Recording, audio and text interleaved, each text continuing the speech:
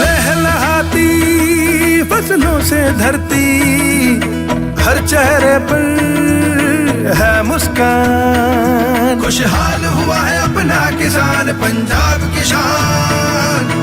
पंजाब सरकार किसानों की बेहतरी के लिए प्रतिबद्ध है। खाद, बीज और बिजली की आपूर्ति से लेकर फसलों का उचित मूल्य सुनिश्चित करने तक हर जरूरी कदम उठाए जा रहे हैं ताकि किसानों को अधिक लाभ मिले।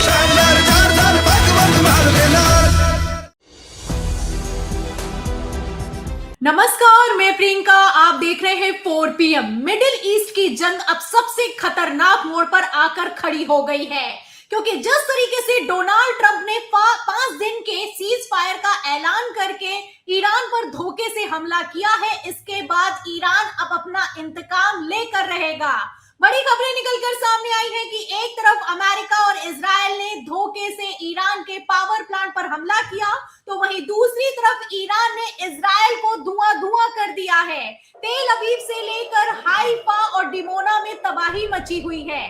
तो फिलहाल इजराइल में क्या चल रहा है और ईरान ने आगे इस जंग में क्या फैसला लिया है, इस पर ज्यादा जानकारी देने के लिए हमारे साथ ईरान से डायरेक्ट जुड़ रहे हैं सैयद आसिफ रिजवी, जो कि इस्लामिक स्कॉलर हैं, ईरान में मौजूद हैं और आंखों देखा हाल आपको बताएंगे कि ईरान में आखिर क्या चल रहा है और ईरान अमेरिका के धोखे के बाद कितना तगड़ा पलटवार करने की तैयारी पूरी कर चुका है। नमस्कार सर, 4 PM पर आपका बहुत बहुत स्वागत है। सर, ऐसे मुश्किल हालातों में आपने 4 PM को समय दिया, इसके लिए बहुत बहुत शुक्रिया। डायरेक्ट सवाल पर आती हूँ और सबसे बड़ा सवाल अब ईरान को जिस तरीके से डोनाल्ड ट्रंप ने धोखा दिया है उसको लेकर खड़ा हो गया है। आपको क्या लगता है, पहले तो 5 दिन का सीज फायर हुआ और सीज फायर के दौरान जिस तरीके से ट्रंप ने अब ईरान के गैस प्लांट पर निशाना किया है, इसके बाद ईरान का अगला कदम क्या होगा?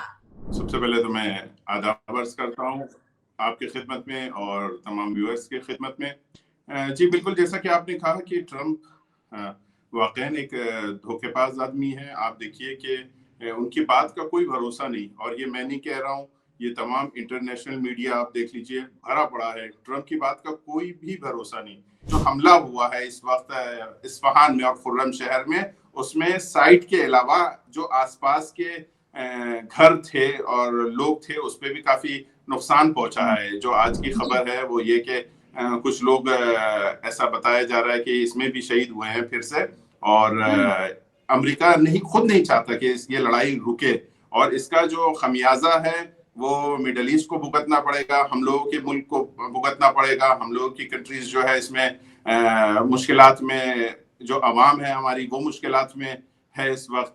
तो इस तरह से जो है ईरान भी अब बदला लेगा। देखिए, ईरान तो खामोश नहीं बैठेगा ना। हमारा जो, जैसे कि मैं जानता हूँ और जो मेरा मशवरा और मेरी राय ये है कि ईरान जो है कोई ऐसा मुल्क नहीं कि कंप्रोमाइज कर ले या झुक जाए या जी हुजूरी करने लगे। इस तरह से तो करेगा नहीं। आप तो देख रही हैं मिडल ईस्ट का हाल क्या है। तो मुझे नहीं लगता कि ईरान भी चुप बैठेगा। ईरान भी इसका पलटवार किया भी है और करेगा। ये बात और आगे बढ़ेगी। और देखिए, अभी तक इस तमाम लड़ाई में, जैसे कि हम लोग कुम में हैं, तेहरान में हमारे दोस्त हैं, इस्फहान में हैं, सब लिंक में है, आपस में बात होती है, बताते हैं। ईरान जो अमेरिका की और इसराइल की तरफ से जो हमले हो रहे हैं वो सिविलियन पे हो रहे हैं। आप देख लीजिए, तेहरान में नियर अबाउट 30,000 पॉइंट्स पे हमला हुआ। आप बताइए, तेहरान जैसे एक शहर में क्या 30,000 मिलिट्री बेस थे या गवर्नमेंट बेस थे, क्या थे? ये सब जो है सिविलियन पे, नॉर्मल बिल्डिंग है, नॉर्मल 3 फ्लोर 4 फ्लोर की बिल्डिंग है, उसको एकदम से जो है वो टारगेट कर रहे हैं। स्कूल अभी तक जैसा क्या है, 45 स्कूल, 30 हॉस्पिटल, आज भी एक आपने सुना होगा एक हॉस्पिटल को निशाना बनाया, नॉर्मल हॉस्पिटल जिसमें जो जंग के और गैर जंग के जो मरीज और पेशेंट्स हैं वो एडमिट हैं, उसको निशाना बना रहा है। तो जाहिर सी बात है, देखिए वो ठीक है, उसके दादागिरी है, उसके पास एक पावर है, सुपर पावर का नाम है, अब रहा नहीं है वो नाम भी नहीं रहा, लेकिन एक बहरहाल नाम सुपर पावर का है। तो वो अगर 10 मारेगा तो ईरान भी कम से कम 5 उसका जवाब देगा। लेकिन फिलहाल जो है ईरान का पल्ला भारी है। ईरान जो पिन पॉइंट पे मार रहा है इसराइल और तेल अवीव और हैफा पे, वो आप तो मीडिया में हैं, देख रही होंगी क्या हाल हो रहा है वहां का, जबकि बहुत शिद्दत से सेंसर हो रहा है। और ईरान ने अभी तक किसी सिविलियन पे नहीं किया है, जैसे कि ये सिविलियंस को अपना ढाल बना रहे थे, तो उसकी जद में आए होंगे, उससे मैं इनकार नहीं करता। लेकिन जैसा कि उनका काम है ये कि अपने आर्मी और अपने फोर्स और मुसाद वगैरह को ये अपने सिविलियंस कॉलोनी में छुपा रखे हैं, तो ईरान को भी अच्छी इसकी मालूमात है। ईरान जो है जवाब देगा और बदला लेगा। बिल्कुल ईरान बदला लेगा, और ईरान ने जो बदला लिया है, जो पिछले 24 घंटे में पलटवार हुआ है और सीज फायर के बावजूद जैसे डोनाल्ड ट्रंप ने धोखा किया है, ये अपने आप में अभी इंटरनेशनल मुद्दा बन गया है। क्योंकि सुपर पावर देश का राष्ट्रपति जब खुले तौर पर झूठ बोलने पर उतर आए, तो इतना तो साफ हो चुका है कि एक छोटे से देश ईरान ने सुपर पावर देश को भी घुटनों पर ला दिया है। और डोनाल्ड ट्रंप अब झूठे होने के साथ साथ एक तरीके से डरपोक भी साबित हुए हैं। जाहिर सी बात है, जैसे तस्वीरें निकलकर सामने आ रही है, ये अपने आप में बेहद खतरनाक है। आखिरी सवाल लूंगी सर मैं आपसे, आपको क्या लगता है सर, इस जंग का अंजाम क्या होगा? क्योंकि पहले तो ट्रंप की तरफ से कहा गया कि हमला नहीं होगा, फिर हमला हुआ, और अब हमले के बाद ईरान ने कह दिया है कि हम बदला लेंगे, और बदला इतना तगड़ा होगा कि पूरी मिडिल ईस्ट में अंधेरा होने वाला है और अब चौतरफा तबाही मचने वाली है। तो क्या होगा आगे इस जंग में, और इस जंग का क्या अंजाम होने वाला है? आपको ईरान में मौजूद होकर क्या लगता है, ईरानी सेना अब क्या करेगी सर? जी बिल्कुल ऐसा ही है। देखिए कि ईरान जो है हर तरीके से चाह रहा था कि ये लड़ाई लंबी ना हो, खींची ना जाए। ईरान ने किसी भी इंफ्रास्ट्रक्चर पे हमला नहीं किया। इनके पहले शुरुआत ईरान ने नहीं की, बाद में ईरान ने बदला लिया उसका। क्योंकि देखिए ये तो मैंने बताया ना कि जो दुनिया में चल रहा है जंगल राज, ईरान उसको नहीं मानता है, क्योंकि इनके आइडियोलॉजी के खिलाफ है ये चीजें। धोखा देना, अचानक से मसलन सिविलियन को मार देना, बेगुनाहों को मार देना, जिसका इस जंग से दूर दूर का कोई मतलब नहीं है, उन पे इसका असर पड़ना। आप देखिए मिडिल ईस्ट पे क्या हाल हो रहा है।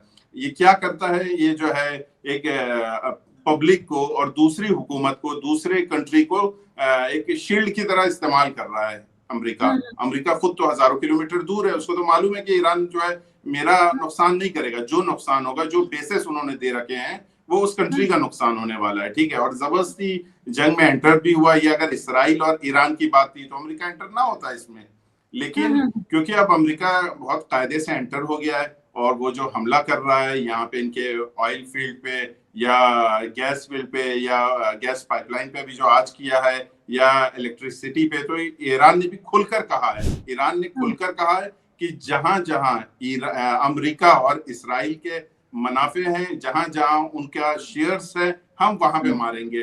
क्यों? क्योंकि यही जो है, यही पैसा जो है इकोनॉमिकली उनको बड़ा करता है, उनको जो है पावर में लाता है यही पैसा। तो हम उन्हीं को मारेंगे जो जहां से, देखिए एक नॉर्मल भी बात है, मुझे समझ में नहीं आता है, बाज जो है कुछ हमारे मीडिया इंटरनेशनल लेवल पे ये बताते हैं कि ईरान जो है जबरदस्ती दुबई को क्यों निशाना बना रहा है, बहरीन को क्यों, कतर को क्यों। भाई देखिए, आप अमेरिका जो है हजारों किलोमीटर दूर है, खुद वारिद नहीं हो रहा है जंग में। आप देखिए इतनी बड़ी, जिसका बहुत नाम था कि अब्राहम लिंकन, लोगों को ये कह के सबको जंग में खींच ला कि अब्राहम लिंकन है। अब अब्राहम लिंकन का क्या हाल है, वो मीडिया भी देख रहा है, लोग भी देख रहे हैं, पूरा इंटरनेशनल लेवल पे एक मजाक उड़ गया है अब्राहम लिंकन का, जो कई मिलियर्ड डॉलर की है। ठीक है, अब जनरल फोर्ड आया था, जनरल फोर्ड का क्या हाल हो गया है, वो पूरी दुनिया देख रही है। ठीक है, ईरान जो है इनको बहुत, यानी जो जवाब दिया है बहुत मुकावमत वाला, बहुत अच्छा जवाब दिया है। वार जो है बहुत खतरनाक मोड़ पे जा रही है। अगर ऐसा ये वार बढ़ती है तो आगे जो है पूरा मिडल ईस्ट, जैसा कि आपने कहा, अंधेरे में डूब जाएगा। और ये 4 दिन 5 दिन तो अमेरिका ने अपनी तरफ से कहा है कि 5 दिन हम छूट देते हैं और ऐसा हो जाएगा और वैसा हो जाएगा, जबकि होने वाला नहीं है। क्योंकि गद्दारी, क्योंकि जो है धोखा इनके खून में है। ये जो है पूरी दुनिया में जो टंका पीटते हैं वो इसी का पीटते हैं। और इस बार इस दलदल से, इस बैटल से इसको निकलने ना जाने दे, निकल के सही सालिम नहीं जाने दे। कम से कम ऐसा कर दे कि आइंदा 10 साल 20 साल 40 साल इसकी हिम्मत ना हो फिर से हमला करने की। बिल्कुल सही बात है सर। अमेरिका तो खुद हजारों किलोमीटर दूर बैठा है, लेकिन जिस तरीके से अपनी लफाजी, गद्दारी और झूठ के जरिए मिडिल ईस्ट को खतरे में डाल दिया है, ये अपने आप में बहुत बड़ी बात है। और जाहिर सी बात है कि ईरान ने पहले हमला नहीं किया। जब उसके गैस प्लांट पर हमला हुआ तो उसने गैस पर किया, जब तेल पर हमला हुआ तब तेल पर हमला किया, जब न्यूक्लियर प्लांट पर हमला हुआ तब ईरान ने पलटवार करते हुए न्यूक्लियर प्लांट पर हमला किया। फिलहाल जिस तरीके से अब ट्रंप ने धोखा दिया है, इसके बाद ईरान तो पीछे हटने वाला नहीं है। और जाहिर सी बात है, आप खुद देख रहे हैं ईरान में क्या हालात है, और ऐसे हालातों में भी आपने हमें समय दिया, हमारे साथ बातचीत की और आंखों देखा हाल बताया, उसके लिए बहुत बहुत शुक्रिया सर, बहुत बहुत धन्यवाद। 4 PM के साथ जुड़ने के लिए बहुत बहुत धन्यवाद आपका। तो सुना आपने, ईरान में मौजूद हैं इस्लामिक स्कॉलर हैं सैयद आसिफ रिजवी।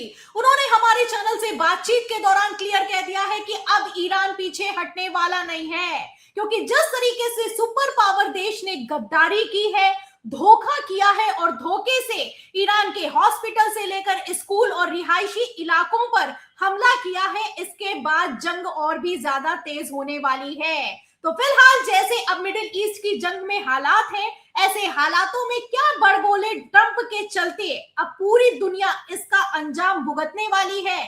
इस सवाल के जवाब में पूरी रिपोर्ट पर, इस पूरी चर्चा पर जो भी आपकी राय है हमें कमेंट बॉक्स में जरूर लिखें, वीडियो को ज्यादा से ज्यादा शेयर करें। फिर मिलती हूँ अगली खबर के साथ, अगली अपडेट के साथ, तब तक के लिए धन्यवाद।